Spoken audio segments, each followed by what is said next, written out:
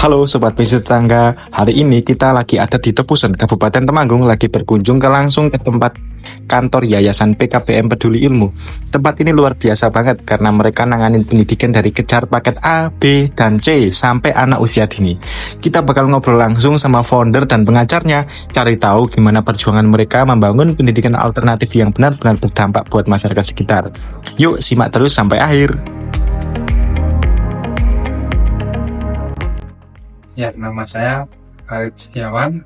Saat ini saya bekerja sebagai guru SD di SD Negeri 1 Lokopjang dan juga di perumahan Girayasa ini membuka kantor kecil-kecilan, kantor Yayasan PKBM Peduli Ilmu yang di situ menangani PKBM dan pendidikan anak usia dini. PKBM itu untuk kejar paket C, kejar paket B, dan kejar paket A, itu pendidikan kesetaraan ya, yang setara SMA, SMP, dan SD. Kemudian untuk PAUD itu anak-anak kecil. Nah, dan di sini usahanya, ya, kantornya ada di Rumah Biasa nomor 2627. Monggo silakan bagi yang mau mendaftar sekolah bisa langsung ke sini. Alasan usaha ini ya karena dulu ada kegelisahan, mungkin ya baru lulus kuliah terus masih banyak melihat anak-anak di desa yang putus sekolah. Nah, untuk itu mau dikemanakan anak-anak ini lah terbesit di pikiran saya untuk membuka program kejar paket, dan harapannya siswa-siswa dibekali ijazah dan selain itu dibekali life skill, yaitu di PKBM kan juga ada program-program seperti menjahit, seperti mebel, dan lain-lain ya, peternakan. Nah, itu harapannya anak-anak selain mempunyai ijazah juga mempunyai skill, jadi nanti lulus di PKBM bisa langsung bekerja. Dan di PKBM sendiri itu ada mata pelajaran khusus yang yakni keterampilan dan pemberdayaan. Nah, jadi yang ditekankan itu awalnya promosinya mestinya dengan tokoh-tokoh di desa sekitar, terus basicnya memang pendidikan dan banyak anak putus sekolah. Dan awal dulu berdiri itu masih ada siswa 20-an ya, 23 tepatnya. Terus sekarang ya sudah 350 untuk yang besar paketnya, tapi untuk yang PAUD itu sudah ada 70. Nah, ternyata di Temanggung sendiri masih banyak anak-anak yang putus sekolah. Jadi itu terus kita di Tempuran sendiri kekurangan lahan karena dulu sekretariatnya itu masih di rumah saya, di rumah orang tua, dan kemudian saya pindah ke Tepusen yang aksesnya lebih mudah dan di rumah biasa ini.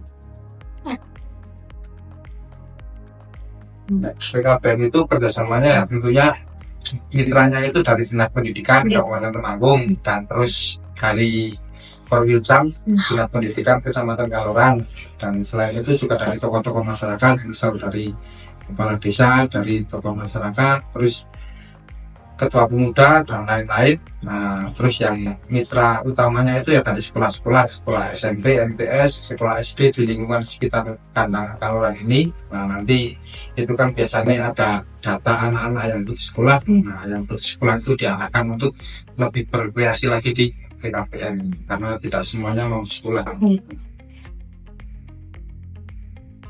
Pelajarannya setiap 1 minggu itu 2 kali.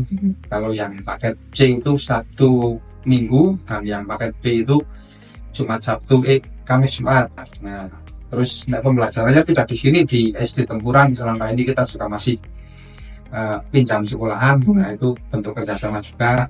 Tapi untuk pengurusan ijazah, pengurusan administrasi dan lain-lain itu semuanya terpusat di sini di Temanggung biasa. Pengajarnya banyak dari sekitar wilayah Temanggung tentunya.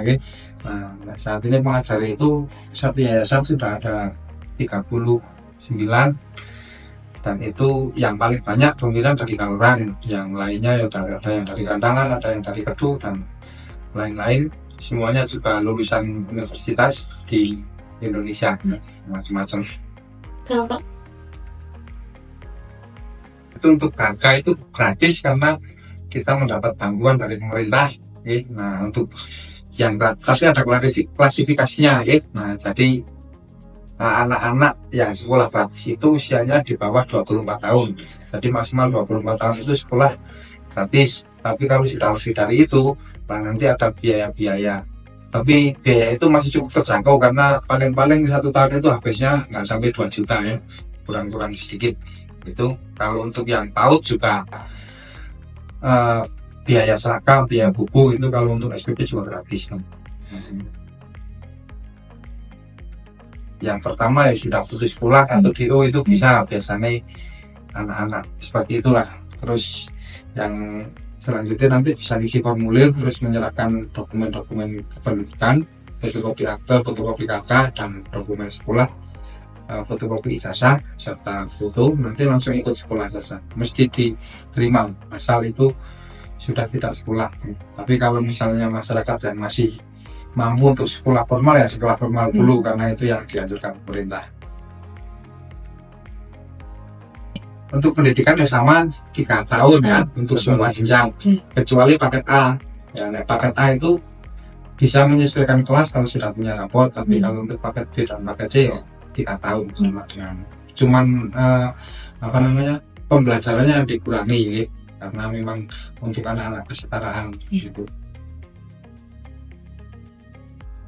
Ya hambatan mesti banyak sekali ya, nah, terutama yang siswa-siswa itu yang berangkat juga ada yang nablak, ada yang izin ya. Nah, itu karena memang kebanyakan siswanya itu kerja. Bahkan di sini tidak hanya siswa-siswa yang nakal ya, ada perangkat desa, ada polisi, ada lurah juga.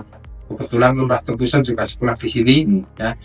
Jadi sangat banyak sekali kalau hambatan dengan administrasi. Nah itu yang penting kan koordinasi dan selalu dibicarakan di lingkungan internal PKBM. Nah, itu nanti dicari solusi bareng-bareng mesti jalan. Luar biasa ya perjuangan dan dedikasi dari tim di Yayasan PKBM Peduli Ilmu dari daerah, tapi dampaknya terasa luas. Buat kamu yang tertarik ingin kerjasama, mau bantu, atau sekedar tanya-tanya soal program pendidikan mereka, langsung aja hubungi ke 0851 5775 4790. Jangan lupa like, komen, dan share, dan subscribe channel Bisnis Tetangga buat dapetin inspirasi bisnis dan sosial lainnya yang gak kalah keren. Ingat, perubahan besar seringkali dimulai dari tempat-tempat kecil yang penuh kepedulian. Sampai jumpa di episode selanjutnya.